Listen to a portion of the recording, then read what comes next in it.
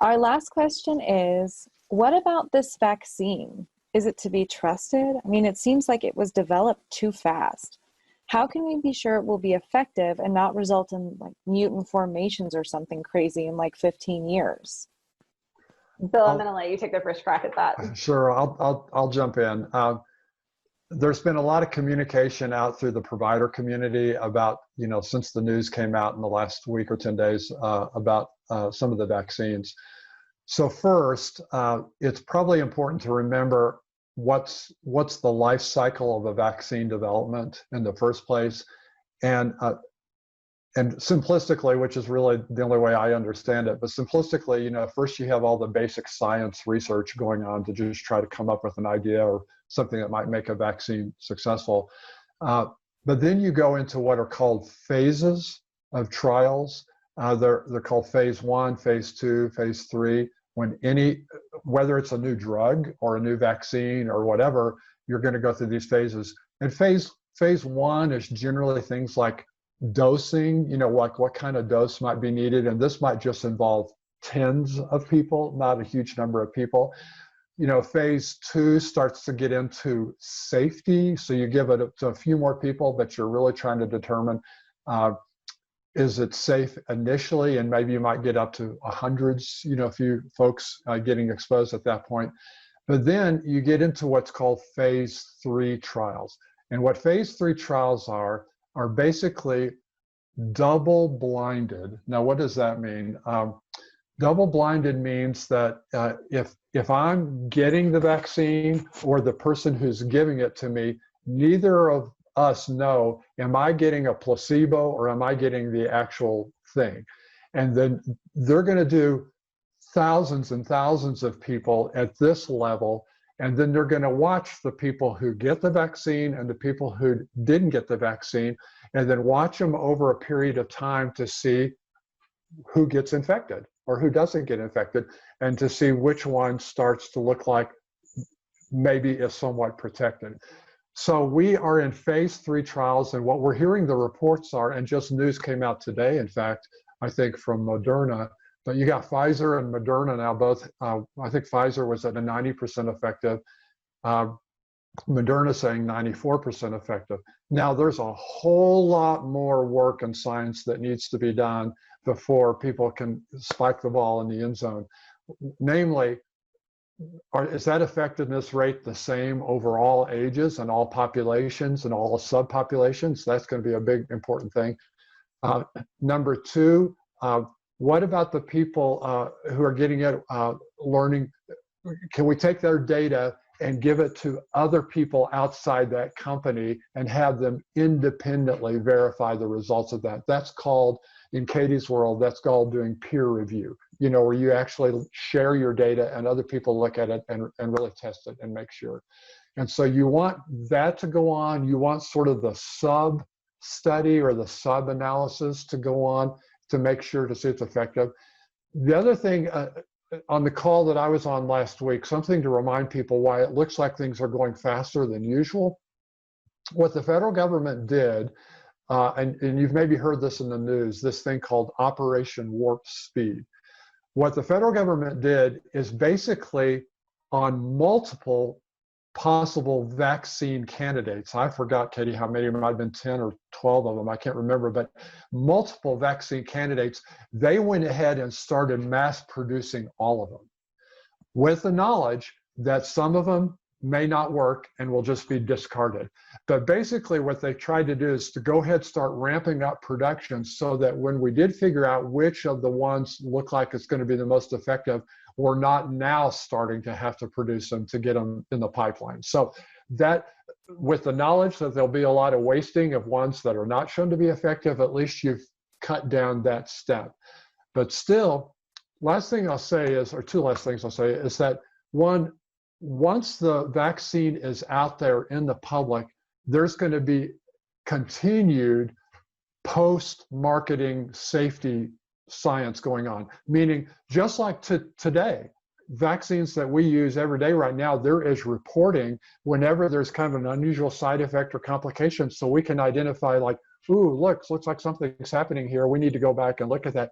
So this post-marketing study goes on all the time and will continue, and will continue to go on.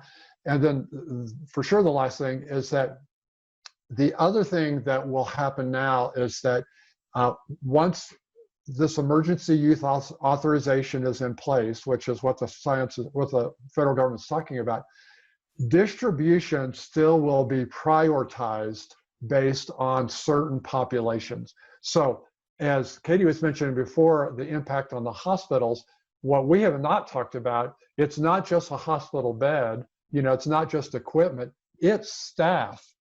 We are having huge challenges with people either not getting infected or getting burned out, et cetera. So we're going to prioritize our healthcare workers. We're going to prioritize our first responders, our emergency personnel, et cetera.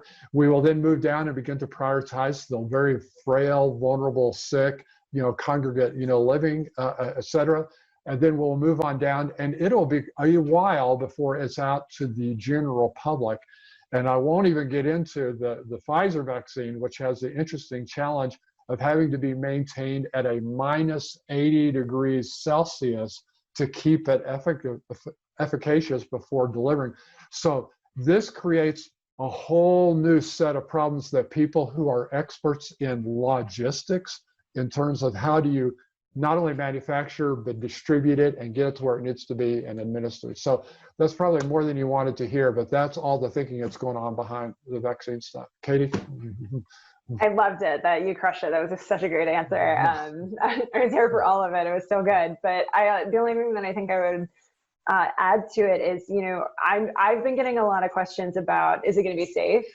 Especially because I think that this rhetoric has kind of emerged around Operation Warp Speed, as far as just like what it's called, and therefore can we trust it? There's also, it's also been politicized all over the place. Mm-hmm. The one thing that I will say is I have never seen a vaccine get this kind of media coverage as basically all of the candidates have. And every single time there was something not totally right or just a little bit off, the media were all over it. Mm-hmm. And that personally makes me feel better, because I feel like I'm all over, like I know exactly what's going on. And I don't, most people don't watch vaccine trials with interest. I personally think they're fascinating, but mm-hmm. most people don't watch it with, with a lot of gusto and enthusiasm. But the entire world is watching it right now. Mm-hmm. And that makes me feel better, because, one of the functions of the media is to help keep us honest and help keep things transparent and make sure that like things are going to be okay. And they've been all over every single possible even claim, or regardless of like how much truth there is in it or not, they've been all over fact checking it and trying to figure out what's going on. And is there anything there? Is there a there? Is there anything behind it? And so the trials themselves haven't actually been sped up. The thing that's been sped up is the manufacture of those vaccines. Mm-hmm. That's the thing that's been sped up. And so, phase 3 typically is a couple of months long, and then companies can go into an optional phase 4, and most companies end up going for it. And that optional phase 4 is years long, and it's after a vaccine is on the market, and they continue to collect data to make sure that things are safe and that it's effective and that it's working the way that it's been intended to. Mm-hmm. And so everybody might feel like we're kind of, we're all guinea pigs, and to a certain extent, like everybody kind of is, but I feel really safe given everything that I just said. Again, Operation Warp Speed is like a little bit misleading, because it makes it just seem like, I don't know, I was tinkering around in my kitchen and I came up with this thing, and it seems like it's probably, like, to me it seems like it'll work. I'm sure it's fine. Like, let's just administer it to everybody and see what happens.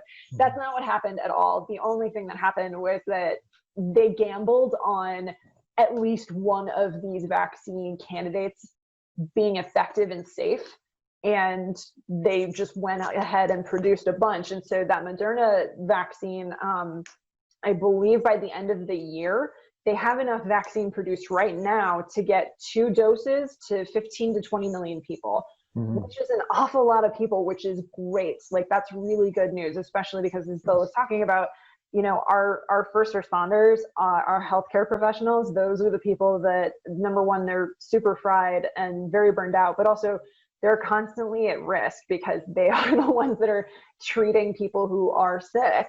Mm-hmm. And so having 15 to 20 million people who have been vaccinated, you know what, on this kind of very trying year, I'll take it. Like, I will absolutely take it. That's kind of a nice little way to end the year as far as I'm concerned, if we can actually get some sort of vaccine administered to people that's safe and effective, which it sounds like it is.